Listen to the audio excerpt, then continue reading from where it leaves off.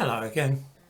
This is a very short video without, I'm afraid, any pictures at all to enliven it. You'll just have to listen to me droning on if you want to watch this. In recent years, the expression chattel slavery has appeared. It's used when people are discussing the transatlantic slave trade.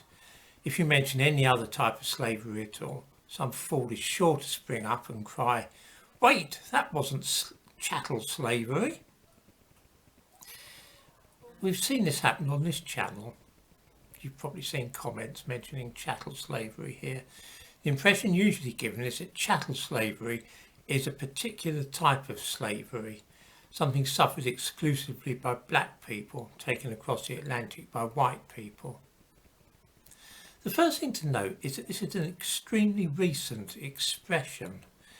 I've got here one of my dictionaries, the Oxford Dictionary of English, revised in 2005.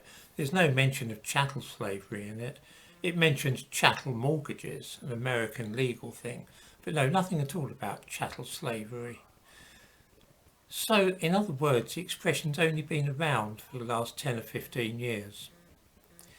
The American Merriam-Webster dictionary says that chattel slavery, they do mention chattel slavery. They say it's just another word for ordinary slavery of the sort that we're all familiar with, when men and women are sold as though they were domestic animals. It's nothing to do with the Atlantic slave trade particularly. So why do so many people brandish the expression chattel slavery about as though it were a talisman or magic spell? If it just means ordinary slavery, why do people talk as though it's somehow associated with black slaves in the United States? The answer lies, I'm afraid, as so many ills of the world do, with the internet. When I want information, I tend to look for it in books, but an awful lot of people today prefer to turn to the internet. To be specific, they Google a subject and then they just read the first 2 or 3 results. This is why search engine optimization is such a big thing, of course. If your website comes up at the bottom of the page when people Google for something, then you're altogether lost. You really have to be at the top of the page or people just lose interest and they don't bother to plough through the other results. What happens if we Google chattel slavery, try to find out about it? Okay, let's try the experiment. Google chattel slavery, and right at the top of the page, the first thing of all is a box containing an explanation of chattel slavery. It says, "A chattel slave is an enslaved person who is owned forever and whose children and children's children are automatically enslaved. Chattel slaves are individuals treated as complete property to be bought and sold. Chattel slavery was supported and made legal by European governments and monarchs." You see what's happened here? A neutral description of chattel slavery, the ordinary sort of slavery we were all familiar with, starts, and then suddenly it turns out it's all something to do with European governments. If we look at the box below this first one, there's questions people also ask. You've probably seen this on the internet when you're doing a search. Below it'll say people also ask, and then there's little things that you can click on that will give you more information. So looking at the box people also ask, the first thing we see is, when was chattel slavery used? And the answer is, chattel slavery is the most common form of slavery known to Americans.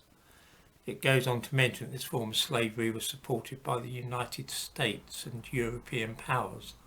White people, in other words. You see what's happening here, of course. A type of slavery, which was described in records from the Middle East 4,000 years ago, is now being foisted off as an invention of white people in Europe and America. Let's just have another look at what people also ask. Here's something.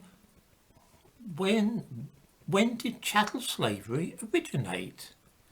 Now this is interesting because it's something I know a little bit about. As I say, there are transactions 4,000 years ago, buying and selling of slaves. Homer mentions chattel slavery in Greece about 2,800 years ago. And it was certainly going on in Britain 2,000 years ago. The Greek geographer Strabo, writing in about 7 BC, says that the exports of Britain are gold, silver, cattle, slaves and hunting dogs. Well, this is without doubt chattel slavery. Humans are being lumped in with cows and dogs there, you see. So, what does a Google answer tell us where slavery originated? It's unequivocal. South Carolina in 1696. That's it. Where did it originate? South Carolina. Nothing at all about ancient Sumer, nothing about Egypt, nothing about anywhere. It's an American invention. It originated in America, apparently. It's easy to see now what's happened. An obscure expression has found its way from scholarly journals into everyday use, and it's promptly being misused. People, particularly young people today, in search of information, don't go to the public library anymore for information. They just Google using their mobile telephones. And then the first results are the ones that they take as being gospel truth. The next time you hear somebody shout, but that's not chattel slavery, it might be worth asking them what they understand by chattel slavery and starting a discussion with them on the subject.